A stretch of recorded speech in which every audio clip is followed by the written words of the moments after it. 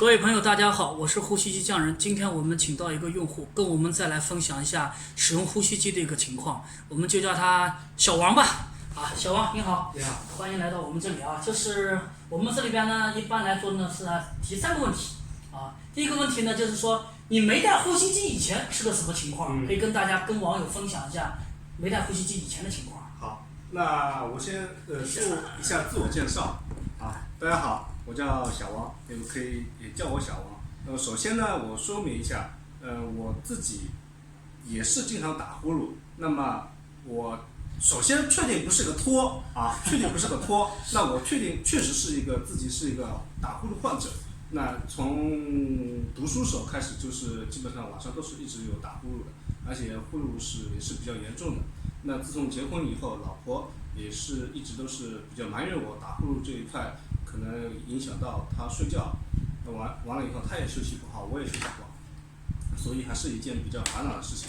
那没带呼吸机之前呢，那晚上的话，确实是对自身来说，确实是一个比较累的一个过程，包括晚上有间歇性，也蛮消耗体力的。对，止鼾症状的出现，所以还是早上比较起来也是有点晕乎乎的。我印象中当时去你家的时候，就是你老婆脸上都长起痘痘了嘛，对，睡不好起痘痘了，而且看来是各种方法，什么那个进口的德国的耳塞也用上，对，是吧？也不管用，看来确实是比较影响她的睡眠。对。至于你自己来讲的话，自己感觉身体这个症状有吗？白天犯困啊什么的？对，早上起来的话确实是比较难受，而且喉咙里面痰比较多。痰张口呼吸，对，张口呼吸痰比较多，很多的细菌啊什么的都直接呼吸进去。是的。就是说，那你就是带了咱们这个呼吸机以后呢，你这个情况，你是去年1月份头上买的，1月份买的，大概应该有1年半了要。对，1年半。1年半了，这么长时间的话，你可以谈谈你这个带呼吸机以后的感觉怎么样？那晚上我们基本上都是晚上10点、11点左右睡。那睡觉之前先把呼吸机带好以后基本上到早上6、7点钟起来，这么一个睡眠的时间段过程。那早上起来确实比之前不带呼吸机生理状态要好很多。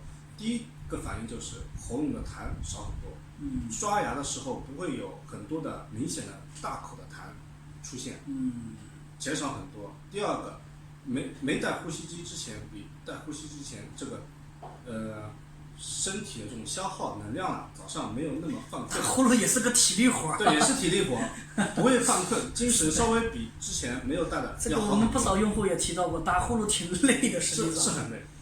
打了之后呢，看上去好像很香，实际上白天起来还挺累。对，是很累。就感觉这个头脑也更加清醒一点。对。这个感觉呢，我自己带呼吸机的时候也有这种感觉。有印象中的话，我带的好的时候呢，是午觉都不需要睡的。对，都有这种情况。对，我现在基本上都是不睡午觉的。对，那这个效果还是有的。实际上，作为你比较年轻啊，实际上症状是没有集中大爆发的。可能这个白天嗜睡对你来讲呢，也不大严重，如果不仔细留意也不严重。你觉得呢？可能跟我年龄也有关系。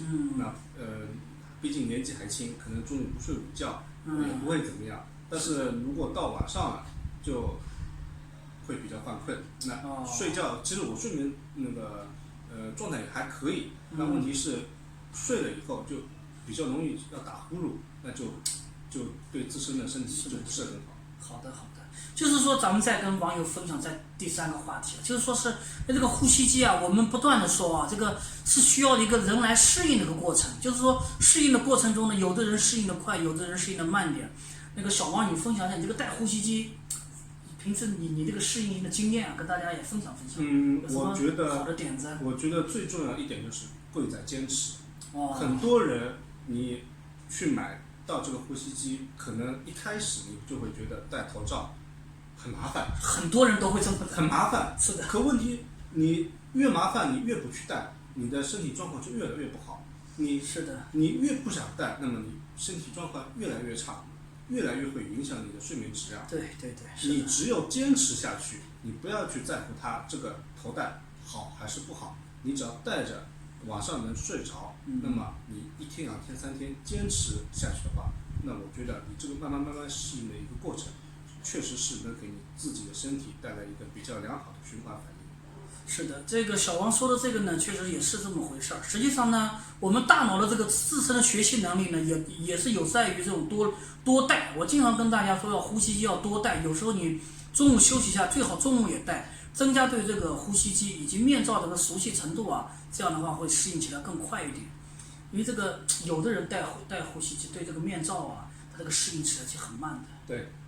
再加上有些人有一定的鼻功能障碍，带呼吸机实际上适应起来会很慢，这个确实需要很大的毅力的事。对，所以还是对广大打鼾的、打呼噜的朋友啊，还是要建议贵在坚持，就跟你减肥去跑步一样，你跑步每天晚上去跑步散步，那么你减肥也一天一天会减下来。是的。那跟带呼吸机也是一样的道理，你晚上睡觉，你把呼吸机带上，那么也是一个自己坚持的一个过程。